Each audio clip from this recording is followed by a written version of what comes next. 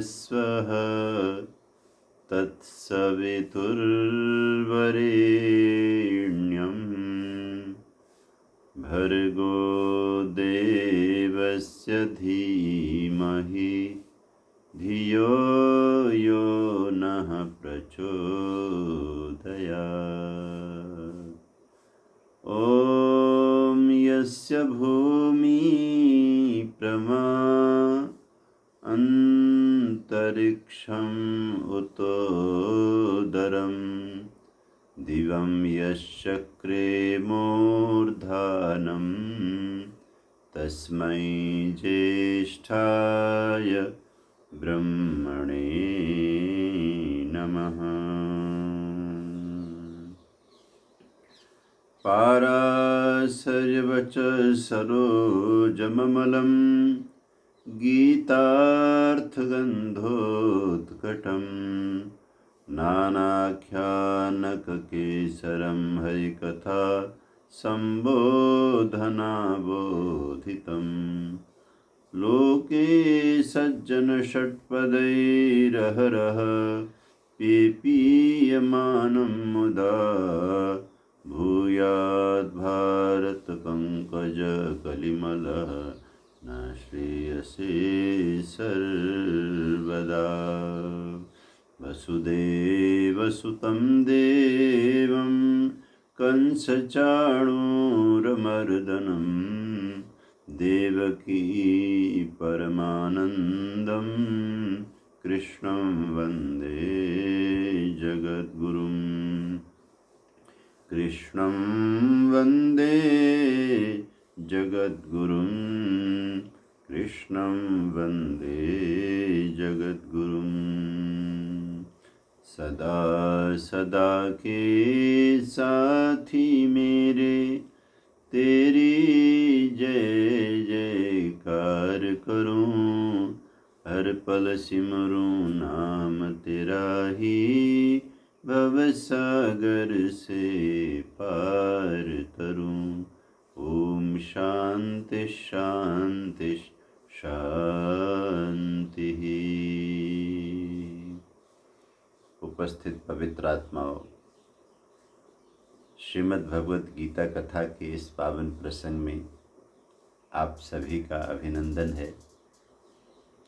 दिल्ली आर्य प्रतिनिधि सभा, केंद्रीय सभा एवं आर्य समाज ग्रेटर कैलाश के सौजन्य से ये जो कार्यक्रम आपके समक्ष आ रहा है, भगवान कृष्ण की इस अमर वाणी की सेवा में इन संस्थाओं का बड़ा भारी योगदान हो रहा है। और हम आपके मध्य में अब दूसरा अध्याय आरंभ करने जा रहे हैं। भगवद गीता के हर अध्याय का अलग से योग है, प्रतिपाद्य विषय है, ये संकेत हुआ था। आइए सबसे पहले हम गीता की महिमा की पंक्ति भाव से गुनगुनाते हैं।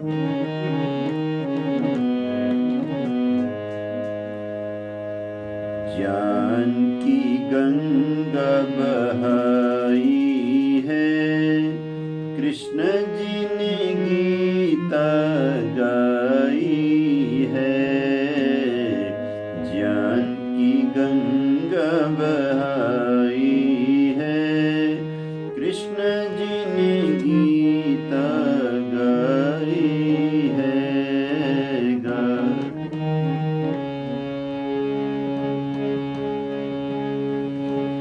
पढ़कर गीता स्नान करें, सच्चिदानंद का ध्यान करें। पढ़कर गीता स्नान करें, सच्चिदानंद का ध्यान करें। यही तो सच्ची कमाई है, कृष्ण जी ने गीता गाई है। ज्ञान की गंगा बहाई है, कृष्ण जी ने गीता गाई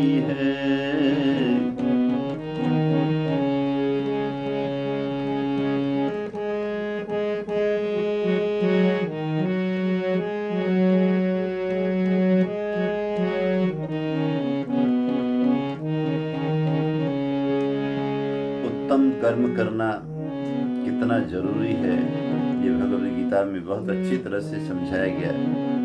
इसलिए मैं कहता हूँ कि गीता वेदों का व्याख्यान है, क्योंकि श्रुति ने कहा श्रेष्ठतमाय कर्मणे,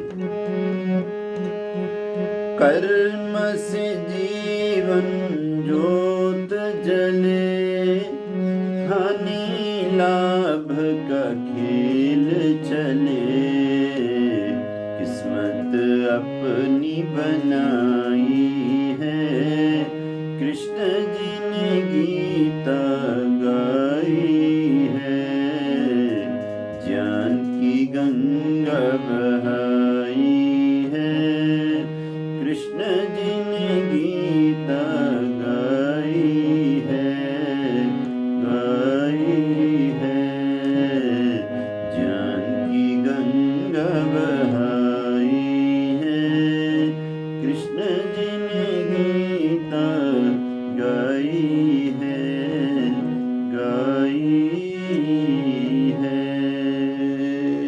बोलिए नंदनंदन योगेश्वर श्री कृष्ण भगवान की जय।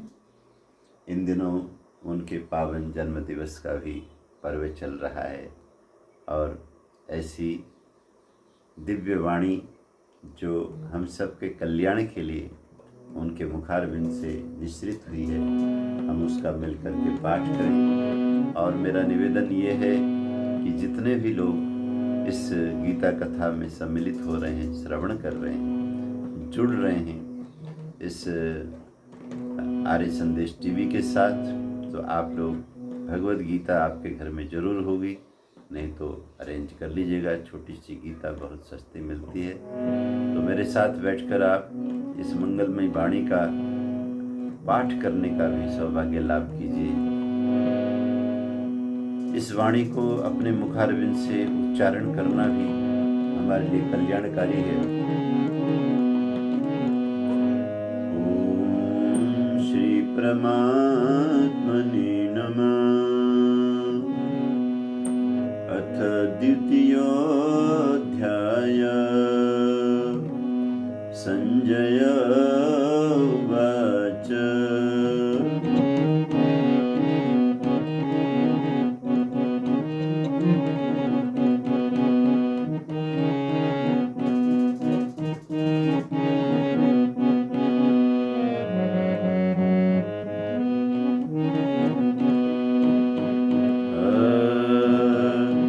तं तथा कृपयाविष्टम् अश्रुपूर्णाकुलेक्षणम्। इस अध्याय में हम धुन को चेंज कर रहे हैं।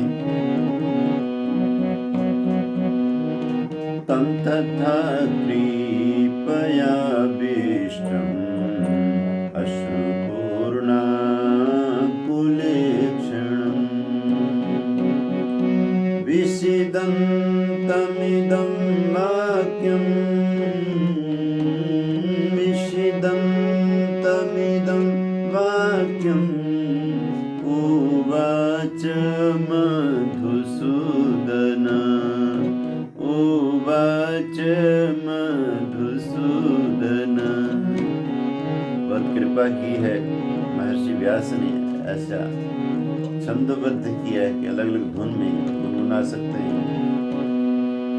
श्री भगवान वाच। कूतस्त्वाकश्मलमिदं विषमे समुपस्थितं। कूतस्त्वाकश्मलमिदं विषमे समुपस्थितम्। अनार्यजुष्टमस्वर्ग्यम् अकीर्तिकरमर्जुन। अकीर्तिकरमर्जुन।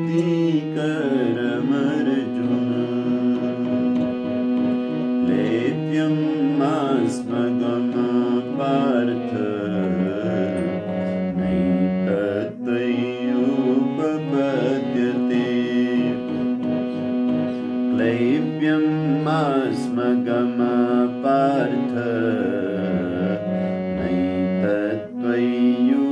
प्रपद्यते क्षुद्रं हृदय दौर्बल्यं क्षुद्रं हृदय दौर्बल्यं त्यक्तोत्तिष्ठ परन्तप त्यक्तोत्तिष्ठ परन्तप। अर्जुन उवाच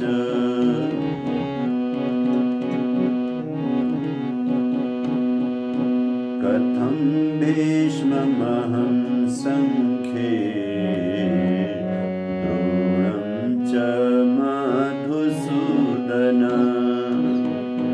कथं भीष्ममहं संख्ये द्रोणं च मधुसूदन इषुभिः प्रतियोत्स्यामि इषुभिः प्रतियोत्स्यामि पूजार्हा वरिसूदन पूजार्हा वरिसूदन।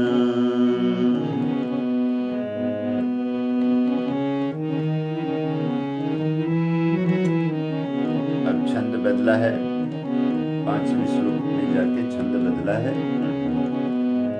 गुरून् हत्वा हि महानुभावान्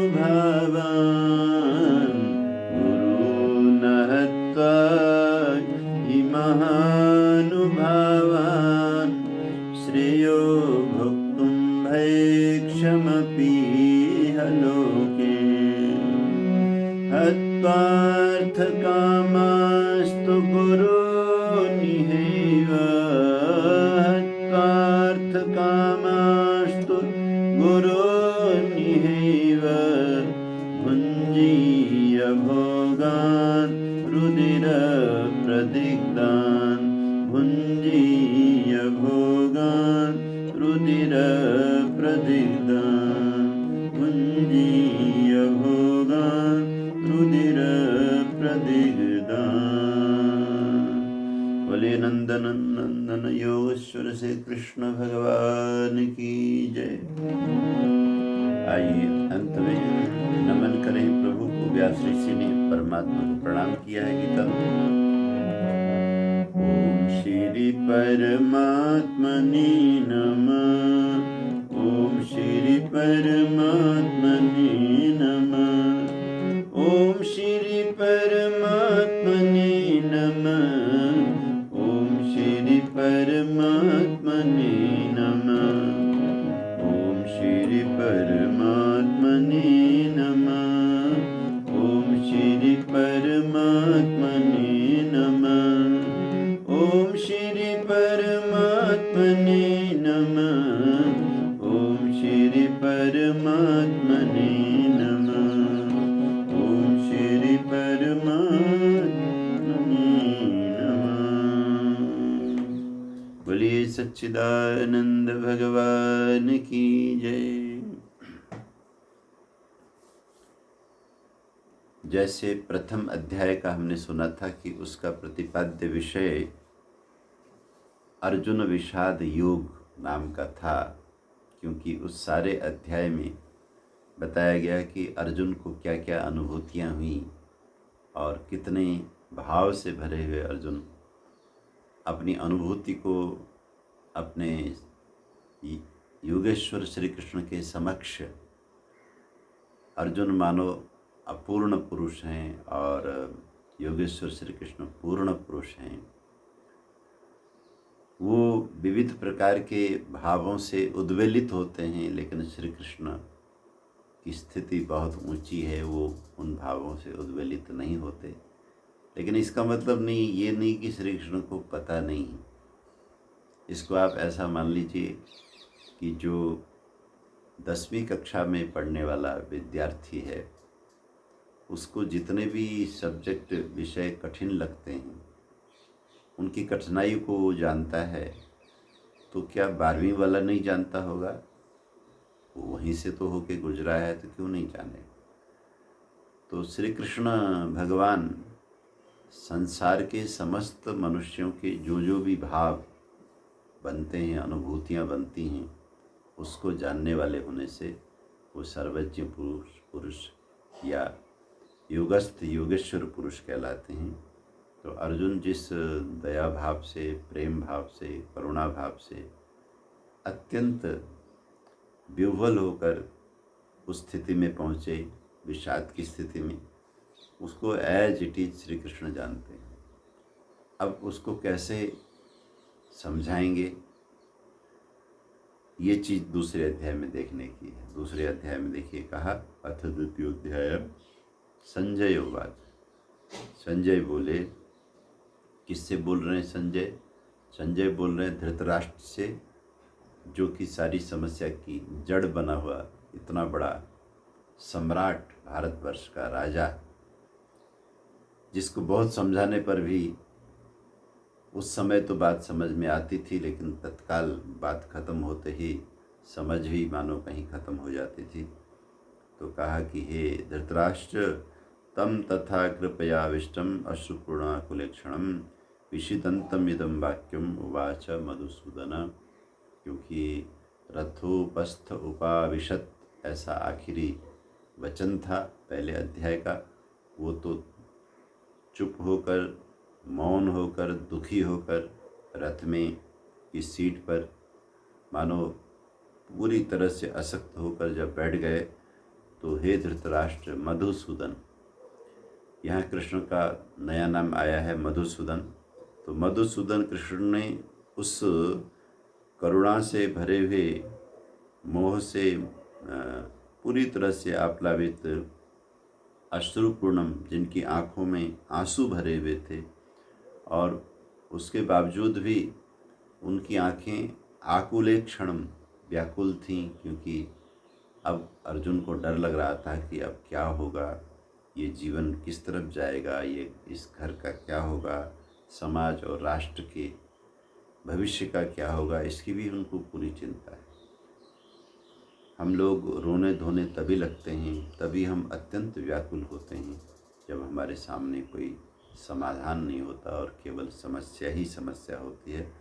तो विषीदंतम इदम वाक्यम, जो कि करुणा से, पारिवारिक प्रेम मोह से भरे हुए, और जिनकी आँखों में आंसू भरे हैं और व्याकुल हैं आँखें, और विषीदंतम, विषाद में जो पूरी तरह से डूबे हुए हैं, ऐसे अर्जुन से मधुसूदन ने ये बात कही। और क्या बात कही? श्री भगवान उवाच कुतस्त्वाकस्मलमिदं विषमे समुपस्थितम् अनार्यजुष्टमा स्वर्गम् अकीर्तिकरमर्जुनः। मनुष्य के सामने बहुत बार वो दृश्य आ जाता है जिसके बारे में उसने कभी सोचा ही नहीं, और जब दृश्य के बारे में सोचा ही नहीं तो उसको निपटना कैसे, उसको डील कैसे करना, ये कैसे सोचेगा? तो न तो कभी ऐसा दृश्य आएगा, कभी सोचा था, और जब दृश्य के बारे में ही सोचा नहीं तो समाधान कहाँ से सोचा था। और बहुत बार तो ऐसा होता है कि ऐसा खतरनाक दृश्य आने पर कुछ लोगों के उदाहरण मन में आते हैं। कहीं शास्त्र में उदाहरण मिलता है, कहीं अपने बिरादरी में, इतिहास में हमने सुने हुए होते हैं, देखे हुए होते हैं।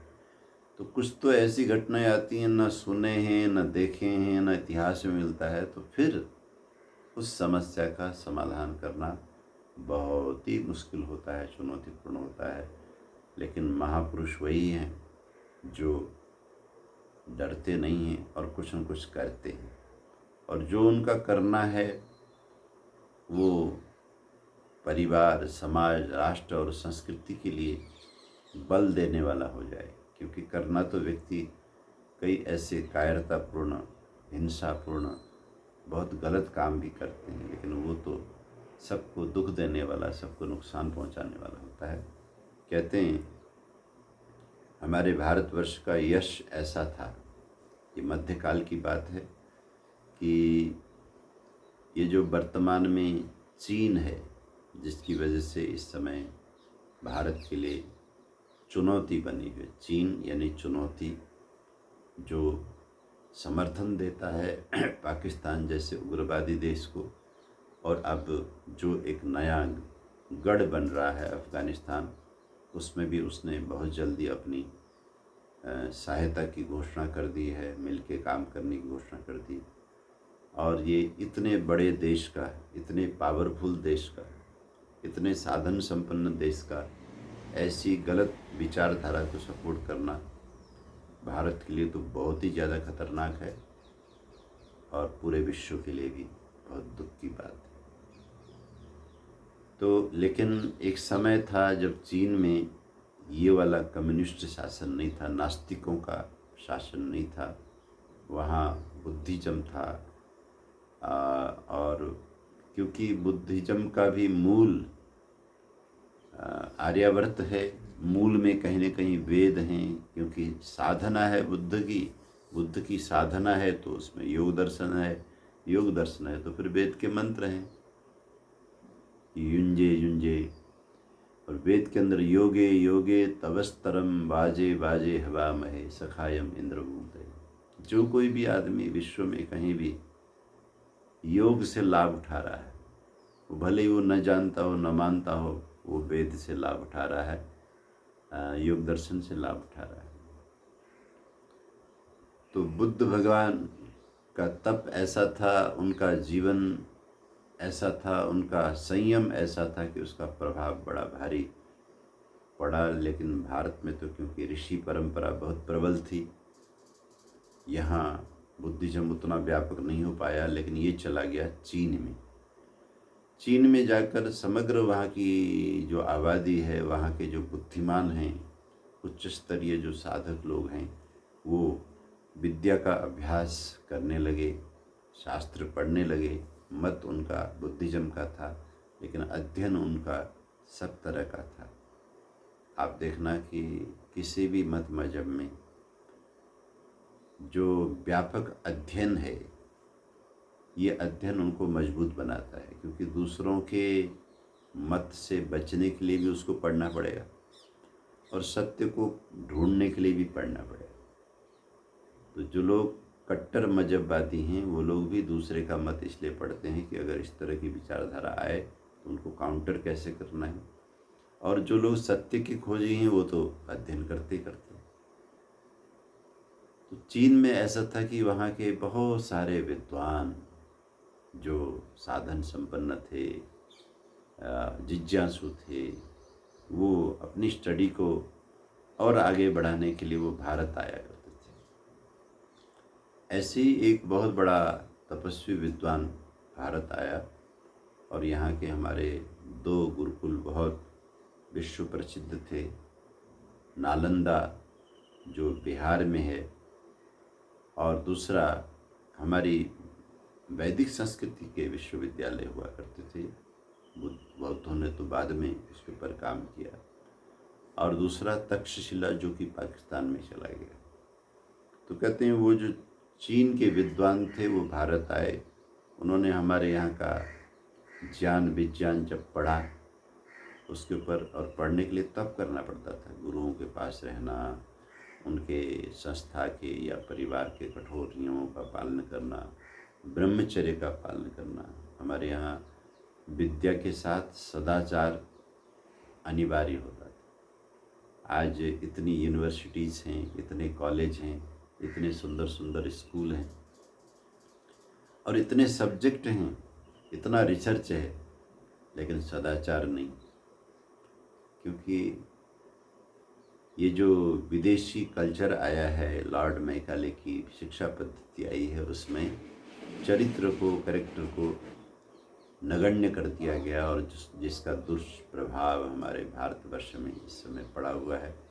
तो पढ़े लिखे बच्चों का चरित्रहीन होना, और उसकी वजह से तरह तरह की दुर्घटनाओं का होना, परिवार का भविष्य बिगड़ना, सब कुछ ये सदाचार की अभाव में हो रहा है। तो भारत की नई आबादी को भगवद गीता पढ़ते हुए, कृष्ण से प्रेम करते हुए, राम से प्रेम करते हुए, दयानंद के पथ पर चलते हुए, वेद उपनिषद रामायण गीता को सीने से लगाते हुए दोबारा से उसी पद्धति को लाने का संकल्प लेना चाहिए। तभी हमारी आज़ादी होगी, सांस्कृतिक आज़ादी। भूमिगत आज़ादी अलग होती है, सांस्कृतिक आज़ादी अलग चीज़ होती है। तो चीन के उस विद्वान ने घोर तपस्या की और बड़ा नाम कमाया। हमारे यहाँ के आचार्य बड़े खुश होते थे कि चीन जैसे विदेशी देश, अलग देश से आकर के हमारे यहाँ हमारे शास्त्र को पढ़ रहे हैं और गदगद हो रहे हैं। हमारे ज्ञान विज्ञान की महिमा विदेशों में फैले।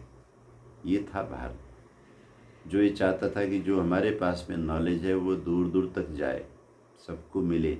सर्वे भवन्तु सुखिनः, सबकी भ्रांतियाँ दूर हों और सबके पाखंड दूर हों, ये भाव होने से यहाँ के आचार्य बहुत खुश थे। कहते हैं उन दिनों ग्रंथों की बड़ी समस्या होती थी, क्योंकि पब्लिकेशन का जो इस समय सुविधापूर्ण तरीका है वो उस समय नहीं था। प्रिंटिंग मशीनें नहीं थी उस तरह से। आजकल तो कंप्यूटराइज होने से और भी सरल हो गया। आपको याद होगा जब हम लोग किताबें छपाते थे तो आप प्रेस में जाके देखते थे कैसे एक एक अक्षर को वहाँ के कारीगर चिपका रहे होते थे उस बोर्ड के साथ, ताकि और उल्टा चिपकाना होता था ताकि सीधा छपे।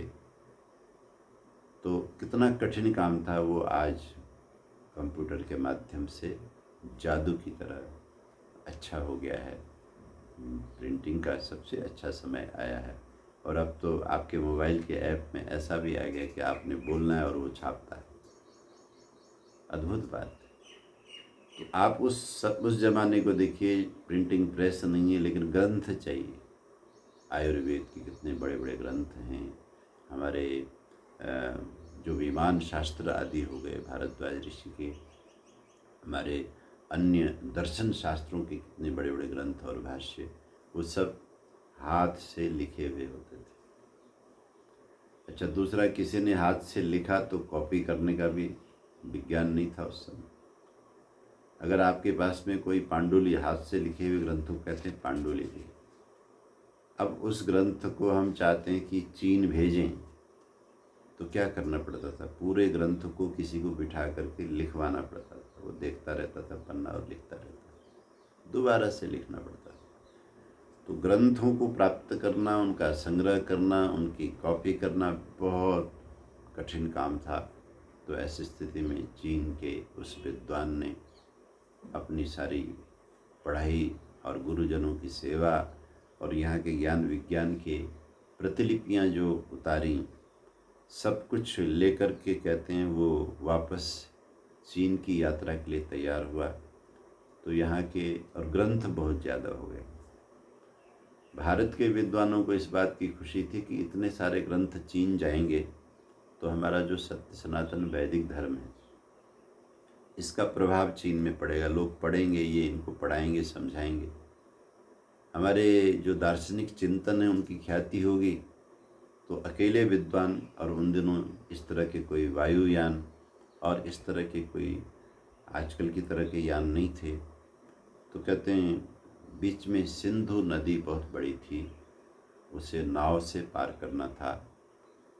और उस विद्वान की यात्रा ठीक से हो जाए तो गुरुजनों ने अपने छात्रों की ड्यूटी लगाई कि बेटा तुम लोग इनके साथ जाओ और इतने सारे ग्रंथों को ठीक से वहाँ पहुँचा के इनको अपनी जगह में ठिकाने पहुँचा के फिर आप वापस आओ। तो कहते हैं ये जो छात्र थे, भारतीय छात्र थे, उस विद्वान के साथ उस ग्रंथ भंडार को लेकर के चीन की यात्रा में निकल पड़ते हैं। और जिस समय सिंधु नदी में नाव पर ये सब लोग सवार थे और नाविक उस समय जब पानी का रेला बढ़ गया, धाराएं बढ़ गईं और नाव पे खतरा जैसा लगा, तो बिल्कुल नदी के बीच में नाविक ने कहा कि भगवान संकट बहुत बड़ा आ गया है। ये जो इतनी सारी आपकी किताबें हैं, इनमें से अगर हमें जान बचानी है तो ये सब किताबें नदी में फेंकनी पड़ेगी, क्योंकि नाव का वजन हल्का करना पड़ेगा, नहीं तो हम सब डूब जाएंगे। तो इतिहास में ये दर्ज है, कहते हैं। कितनी बड़ी बात है, कितना बड़ा प्रश्न है। भारतीय वैदिक साहित्य, सनातन साहित्य, जो बहुत ही मुश्किल से संग्रह किया है पूरे चीन को देने के लिए, वहाँ के विद्वान को देने के लिए। तो कहते हैं नाभिक से उन भारत के छात्रों ने, गुरुओं के शिष्यों ने पूछा कि ये बताओ, ये जो पुस्तकों का वजन है ये कितना होगा। तो नाभिक ने कहा कि मुझे लगता है कि जितना तुम लोगों का वजन है उतना तो है ही है। तो विद्यार्थियों ने कहा कि फिर हमारे पास इसका एक उपाय है। कहते हैं आप देखा न ताब, विद्यार्थियों ने नदी में छलांग लगा दी, जल समाधि ले ली अपनी संस्कृति की रक्षा के लिए, ताकि ये नाव डूबे नहीं और ये ज्ञान का भंडार जो भारत का भंडार है, भारत का ज्ञान का रत्न भंडार है, ये भंडार चीन में जाए और हमारी भारतीय संस्कृति का वहाँ पर प्रचार हो। बहुत से प्रश्न उठ सकते हैं आपके इस ऐतिहासिक प्रसंग के बारे में, लेकिन एक बात जो मैं आपको समझाना चाहता हूँ कि जब ऐसी चीज़ आ जाए और कहते हैं उस घटना को, उस भयानक घटना को जिसमें उन्होंने आत्म बलिदान किया छात्रों ने, इसको चीन में जिसने भी सुना वो तो सुनते ही भारत का दीवाना हो गया, भारतीय संस्कृति का दीवाना हो गया। जिस देश में ज्ञान के ऐसे पुजारी हैं कि अपने वैदिक ज्ञान के प्रचार के लिए अपना जीवन तक आहूत कर देते हैं, और इधर गुरुजनों को जब ये पता चला कि हमारे छात्रों ने आत्म बलिदान किया है ज्ञान की रक्षा के लिए, तो यहाँ उनके प्रति बड़ी श्रद्धा भाव बनी, और जो शेष जो विद्या अध्ययन करने वाले विद्यार्थी थे उनके लिए बहुत बड़ा मार्गदर्शन मिला। ये जीवन आज है और न जाने कितने साल रहेगा, लेकिन एक समय आएगा नहीं रहे।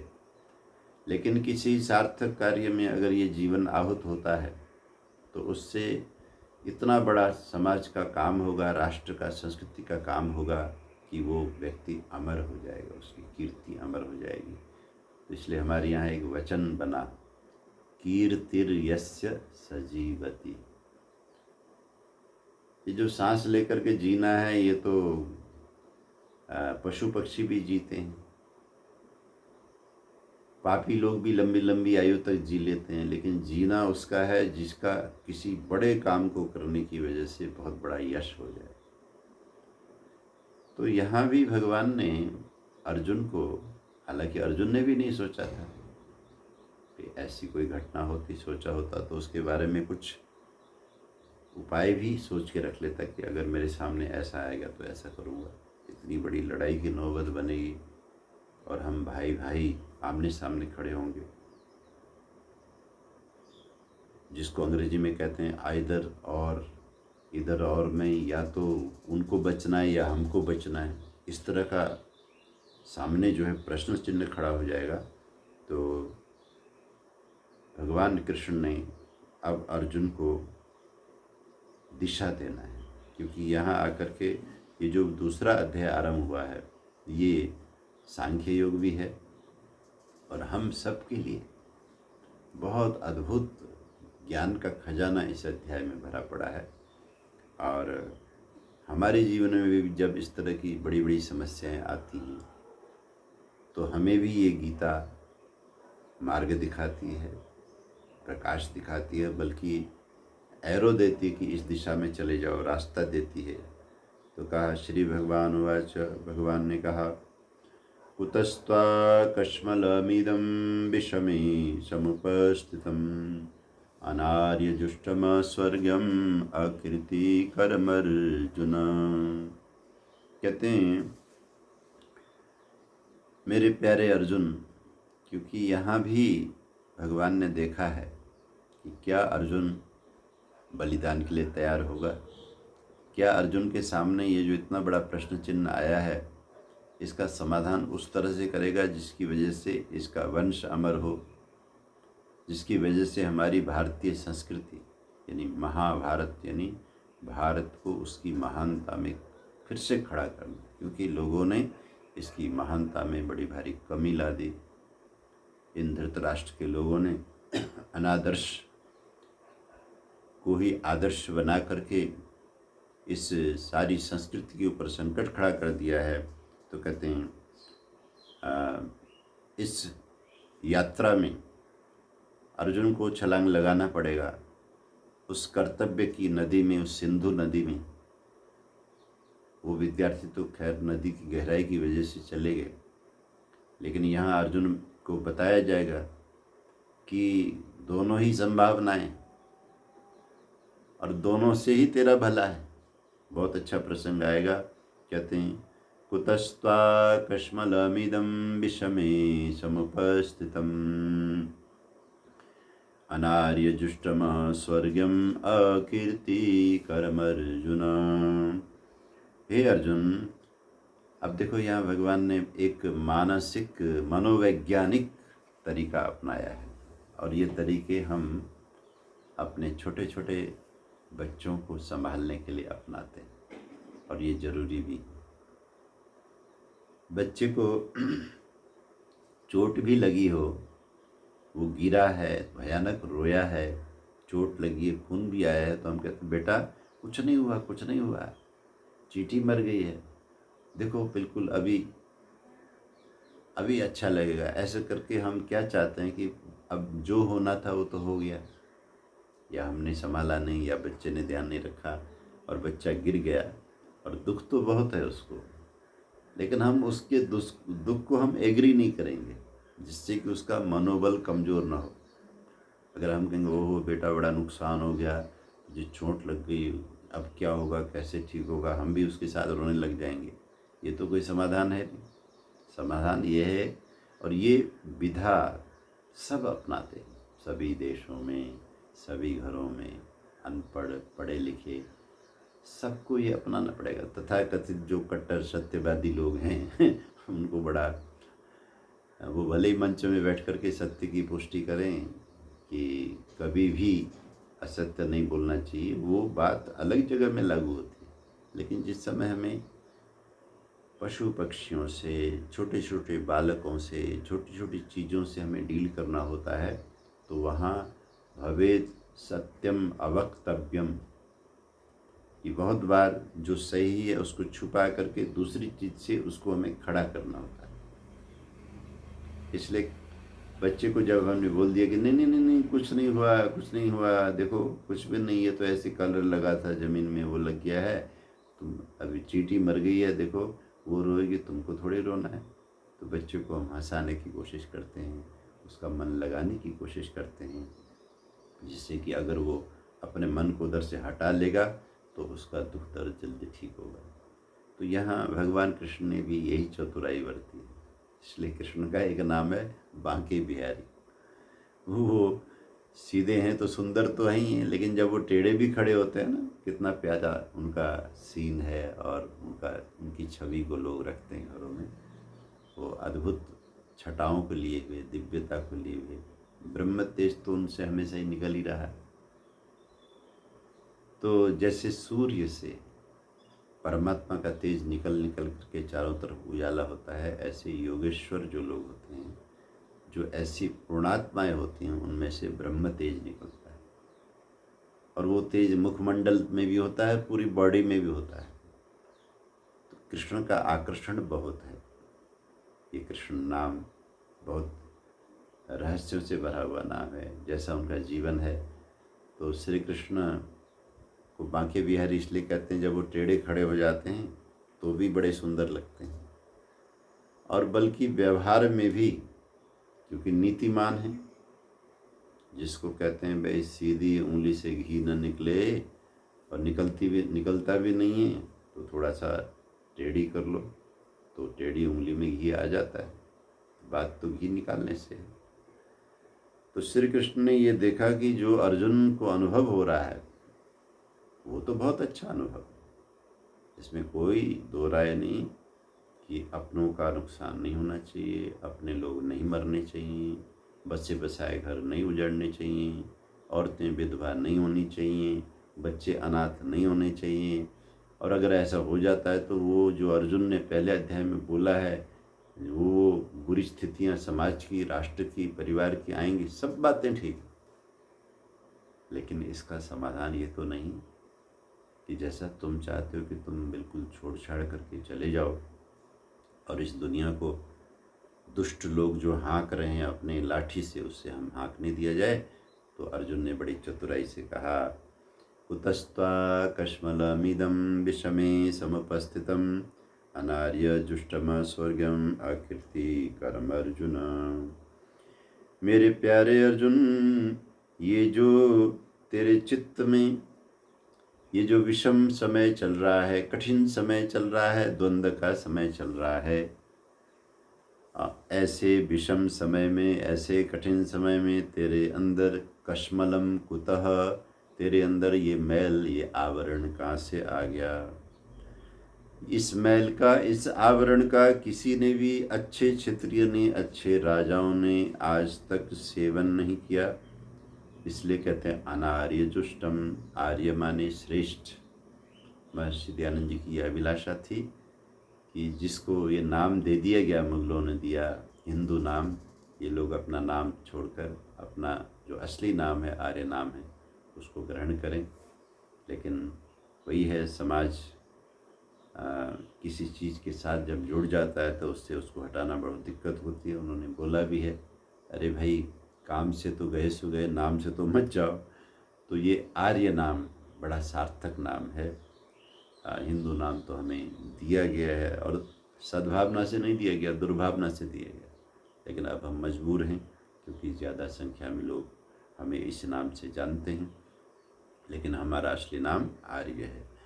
तो कहते हैं अनार्य जुष्टम अस्वर्गम, जिसका श्रेष्ठ पुरुषों ने कभी भी सेवन नहीं किया और जिसके सेवन करने से सुख की, स्वर्ग की प्राप्ति नहीं होती है बल्कि नरक मिलता है। और तीसरी बात कही अकीर्तिकरम, इसके करने से तुम्हें अपकीर्ति मिलेगी, तुम्हारा हमेशा अपमान होगा। तीन तरह से ये जो तुम चाह रहे हो ये काम नहीं किया जाना चाहिए। एक तो ये अनार्य जुष्टम है, एक ये अस्वर्गम है, और दूसरा ये अकीर्तिकरम है, कीर्ति को नहीं देने वाला। और समझदार व्यक्ति को बड़े बड़े निर्णय कैसे करने चाहिए उसका भी मानो इस श्लोक में भगवान ने एक क्राइटेरिया दिया। जैसे दुकानदार व्यक्ति से आप कपड़ा लेने जाते हो तो आपने कहा मुझे 3 मीटर कपड़ा चाहिए, कुर्ता बनाना है, तो उसके पास में एक गेज होता है नापने का, तो उसके नापने से उसको पता चलता है कि कपड़ा कहाँ से काटा जाना चाहिए। ठीक इसी तरह शास्त्र, ये जो अमर ग्रंथ हैं, गीता जैसे ग्रंथ, ये हमारे लिए एक क्राइटेरिया देते हैं कि ऐसी परिस्थिति में हमें 3 तरह से निर्णय करना चाहिए। ये जो हम करने जा रहे हैं, क्या इसको श्रेष्ठ लोगों ने किया है पहले? दूसरा, इसको करने से हमें स्वर्ग की, सुख की प्राप्ति होगी? तीसरा, इसको करने से समाज, अगल बगल के लोग और लोगों में हमारी बदनामी तो नहीं होगी, हमारी कीर्ति रहेगी नहीं रहेगी? इन 3 चीज़ों से नाप कर जब आप फैसला करेंगे और उसके ऊपर एक्टिविटी करेंगे तो आपको फायदा ही होगा। अगले श्लोक में भगवान ने कहा, क्लैब्यम आस्मगम पार्थ नैतत्त्वयुपपद्यते क्षुद्रम हृदय दौर्बल्यम त्यक्तोत्तिष्ठ परन्तपः। ये मेरे प्यारे अर्जुन, इसलिए इतना गलत तू निर्णय ले रहा है, इसलिए क्लैब्यम आस्मगम, इस तरह से कायरता को मत प्राप्त हो। क्लिबता नपुंसकता को कहते हैं, इम्पोर्टेंट व्यक्ति को कहते हैं, और जो बहुत बड़ी एक तरह से गाली, समर्थ व्यक्ति को कोई नपुंसक कहे, असमर्थ कहे, तो क्लैब्यमास्मगम पार्थ, हे मेरे पार्थ, तू ऐसी भयानक दुर्बलता को प्राप्त मत हो। नहीं तत्त्वयि उपपद्यते, ये तेरे लिए उचित नहीं है। क्षुद्रम हृदय दौर्बल्यम, ये कुछ नहीं है, ये तो एक बहुत छोटी सी चीज़ है। बिल्कुल उसी तरह जैसे बच्चे को बोल दिया कि कुछ नहीं हुआ, कुछ नहीं हुआ, ये तो ऐसे रंग लगा था, हालांकि हुआ बड़ा कुछ है। क्षुद्रम हृदय दौर्बल्यम त्यक्तोत्तिष्ठ परंतप। हे परंतप, हे दुश्मनों को कपाने वाले मेरे प्यारे अर्जुन, ये तो तेरे हृदय की एक छोटी सी दुर्बलता है। इसका त्याग करना बहुत आसान है। इसको त्याग करो और तैयार हो जाओ। तो कहते हैं जब इस तरह से भगवान ने महत्व ही नहीं दिया और बिल्कुल दूसरी तरह से उसको दिशा दी, तो अब अर्जुन ने अपना नया प्रश्न रखा है। क्योंकि इतनी बड़ी बात को बिल्कुल कृष्ण ने दरकिनार कर दिया तो अर्जुन को बड़ा आश्चर्य होता है, तो दोबारा अपनी समस्या रखते हैं। अर्जुन उवाच कथम भीष्ममहं संख्ये द्रोणं च मधुसूदन इषुभिः प्रतियोत्स्यामि पूजार्हा अरिसूदन। हे अरिसूदन, हे दुश्मनों को नष्ट करने वाले, निशाना बनाने वाले मेरे प्यारे श्री कृष्ण, कथम भीष्ममहं संख्ये, संख्य माने लड़ाई के मैदान में मैं, दो नाम आए हैं संबोधन में, मधुसूदन भी आया, अरिसूदन भी आया। इषु भी प्रतियोत्स्यामि पूजार्हा अरिसूदन। अपने हथियारों से, अपने बाणों से मैं उनके ऊपर प्रहार कैसे करूं, और वो किसको है श्री कृष्ण? भीष्म और द्रोण को। सबसे बड़ा उदाहरण अर्जुन ने रखा है। बाकी लोगों को तो चलो मार भी दें, बाकी लोगों को तो उनको उनका सामना करें, उनको लड़ाई के मैदान में परास्त करें, लेकिन ऐसे पूजनीय पूजा रहो। और ध्यान रखना, जिन्होंने आपका लालन पालन किया है। इंसान की ज़िंदगी में दो ही चीज़ें बहुत मूल्यवान, क्योंकि जब हम इस दुनिया में आते हैं ना हमारे पास शरीर होता है समर्थ, और ना हमारे पास अंदर समझ होती इस जीवन को कैसे संभालना है, कैसे चलाना है। छोटे से बालक को कपड़ा पहनना नहीं आता, छोटा सा बालक खड़ा नहीं हो सकता, छोटा सा बालक ठीक से बोल नहीं सकता, छोटा सा बालक इन परिस्थितियां जो अगल बगल में हो रही हैं उनको कुछ जानता नहीं। अभी हमारे आश्रम में एक नौजवान छोटे से बालक के साथ आए हुए थे। मैंने देखा कि उस बालक को, क्योंकि उस समय भोजन वगैरह चल रहा था, तो फर्श में सुंदर चटाई बिछा के तो बिठाने की कोशिश की गई। बालक बैठ सकता था लेकिन जगह नहीं थी। शायद वो बालक, क्योंकि 8-9 महीने का बालक है तो अभी चल फिर तो सकता नहीं, तो बैठ सकता है, खिलौने से खेल सकता है, लेकिन जैसे उसको चटाई में बिठाया गया वो चिल्लाता हुआ माँ से जाके चिपक गया। उसको डर लगा कि इस अपरिचित जगह में आप मुझे बिठा के कहीं जाना नहीं, क्योंकि मुझे कुछ नहीं आता। जो वो बच्चा कर रहा है वो बिल्कुल सही कर रहा है, वो भगवान की व्यवस्था है। माँ किसी आसक्ति की वजह से बच्चा काम की वजह से इधर उधर जाए तो बच्चा डर के मारे वहाँ पर बड़ा विफल हो सकता है, उसको नुकसान हो सकता है। इसलिए बच्चे ने तत्काल एक क्षण भी नहीं लगाया, जैसे उसको बिठाया वैसे ही बच्चा रोता हुआ माँ से चिपक गया।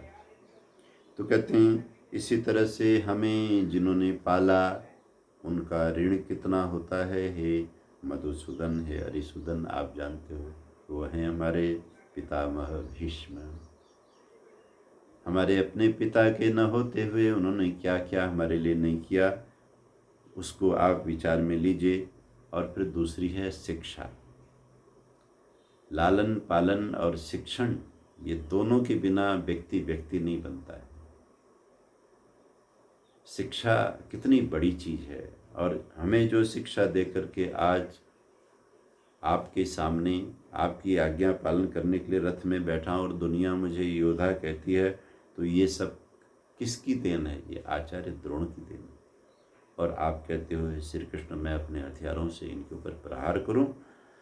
मेरा तो ये निर्णय है, गुरून् हत्वा हि महानुभावान् श्रेयो भोक्तुं भैक्षमपि हलोके हत्वार्थकामास्तु गुरूनिहैव भुञ्जीय भोगान् रुधिर प्रदिग्धान्। मेरा तो ये निर्णय है कि गुरुजनों को मार के सुखी होने की बजाय गुरुओं को बिल्कुल कष्ट न दे करके भिक्षा मांगकर बिल्कुल भिक्षुक बन कर के विचरण करना भी हितकर है, क्योंकि हत्वार्थ कामस्तु गुरुन्येव, अर्थ और काम के लोभ में गुरुजनों को मारकर जो भोग किया जाएगा, धन दौलत राज्य समृद्धि ऐश्वर्य लिया जाएगा, वो सब ऐश्वर्य उन गुरुजनों के पितृजनों के खून से सना हुआ होगा। अर्जुन के तर्क भी बहुत बड़े तर्क हैं, क्योंकि कमाई, भले ही आप बड़े बड़े होटलों में बैठ कर के सुंदर सुंदर डाइनिंग टेबल में बहुत अच्छे अच्छे सर्विस करने वाले लोगों के दिए हुए बहुत रैपर लगे हुए चमकते हुए भोजन को आप ग्रहण करते हैं, लेकिन धर्मशास्त्र ये कहता है कि पहले ये बताओ कि इसका जो अर्निंग है, ये जिस पैसे का ये खाना खाया जा रहा है, वो पैसा कैसे कमाया गया है। उस पैसे को कमाने में लोगों की जान ली गई है, वो सब खून से सना हुआ है। तो इस तरह से अर्जुन ने कहा कि महाराज ये तो खून से सना हुआ होगा। तो ये बहुत गंभीर विषय दूसरे अध्याय में आरंभ हो रहा है। इधर श्री कृष्ण अर्जुन को कुछ भी नहीं है कह करके खड़ा करना चाहते हैं। अर्जुन और भी गहरी बातें ला करके अपने तर्क को दे रहा है, क्योंकि व्यक्ति व्यक्ति के हिसाब से व्यवस्था बनानी पड़ती है। और ये जो कौरव लोग हैं, इन लोगों ने ऐसी स्थिति खड़ी कर दी। एक कहानी मुझे याद आती है, उसको मैं शुरू करके बात को समेटूंगा क्योंकि समय हो रहा है। कहते हैं जब व्यक्ति का कुसंग होता है, कुसंग जब होता है तो उसको मिला हुआ स्वर्ग भी वो नर्क बन जाता है। एक ज्वेलर थे गुजरात के, उनको थोड़ा पुराने समय की बात है, उनका कारोबार बहुत अच्छा था। एक जगह उनके कई लाख रुपए रुक गए, गहने लेके गए थे, परिचित लोग थे, उनका भी कारोबार वही था, तो इनका ज़्यादा बड़ा था तो इनसे वो बनवा के ले जाते थे। तो कहते हैं आते जाते रास्ते में, क्योंकि रथ में जाते थे, उन्होंने घोड़ा गाड़ी होती थी, और गर्मियों के समय में कभी कभी इतनी ज़्यादा गुजरात में गर्मी पड़ती थी कि छाया की भी ज़रूरत होती थी। तो घर से जो देवी जी ने बनाया हुआ अमृत जैसा भोजन है, उसको एक जगह जहाँ कुआं था, पुराना कुआं, उसमें पानी तो शुद्ध नहीं था, लेकिन अगल बगल में झाड़ियाँ बहुत प्यारी थी, तो छाया में बैठने का बड़ा आनंद था। वो उस झाड़ी में बैठ कर के भोजन वगैरह लेना, जल वगैरह पीना, विश्राम किया करते थे। हुआ ऐसा कि एक चक्कर में थोड़े से पैसे मिल गए, ज़्यादा रह गए, उसका सूद भी चढ़ता था।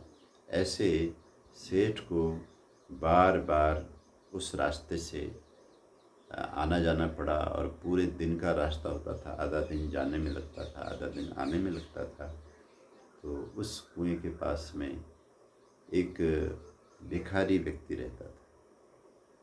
वो भिखारी व्यक्ति बहुत दयनीय स्थिति में था। कभी कभी सेठ देखता था कि देखो क्या भगवान की लीला है, मैं करोड़ोंपति हूँ, मुझे इतना बड़ा कारोबार भगवान ने दे रखा है, और इस बेचारे के पास में कुछ है नहीं। कभी कभार कुछ पैसे दिए और कभी कोई खाने की चीज़ दे दी, ऐसा करके वो वहाँ से निकल जाया करता था। तो जैसे अभी मैं ये कथा शुरू कर रहा हूँ, कल मैं आपको बताऊँगा कि जब व्यक्ति का संग ठीक नहीं होता है, तो कोई व्यक्ति आपके लिए जो अच्छा कर रहा होता है, उसके ऊपर भी आपको संशय पैदा हो जाता है। कौरव कैसे लोग हैं, कैसे अभागे लोग हैं, उनके हित में कहने वाले लोग भी उनको अब पसंद नहीं आ रहे हैं।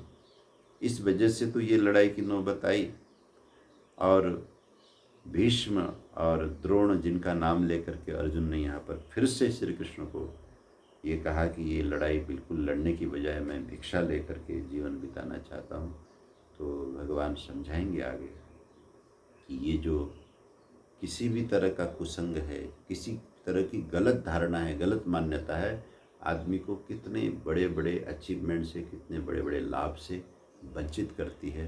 गुजरात की सेठ की कथा में भी ये प्रश्न हम सुनेंगे कल।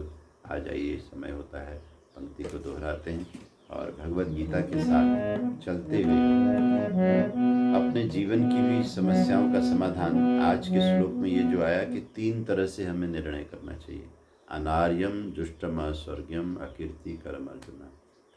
जिस फैसले को पुराने श्रेष्ठ लोगों ने सही माना हो, जिसके फैसले से होने से हमें आगे सुख की, स्वर्ग की प्राप्ति हो, और जिसके करने से अपकीर्ति न हो, इस तरह से 3 तरह से नाप कर तौल करके हमें काम करने चाहिए। श्री कृष्ण गोविंद माधव की, पढ़ लो गीता केशव की, पढ़ लो गीता केशव की, पढ़ लो गीता केशव की।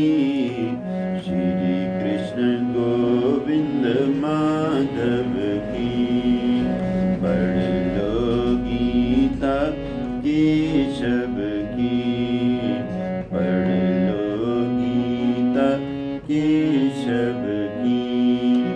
कर्म करो फल न मांगो, कुरुक्षेत्र से न भागो, सुख दुख माया है रब की, पढ़ लो गीता केशव की, पढ़ लो गीता केशव की। बोलिए सच्चिदानंद भगवान की जय। आपने प्रेम से सुना। भगवान सबका मंगल करें। ओम शम।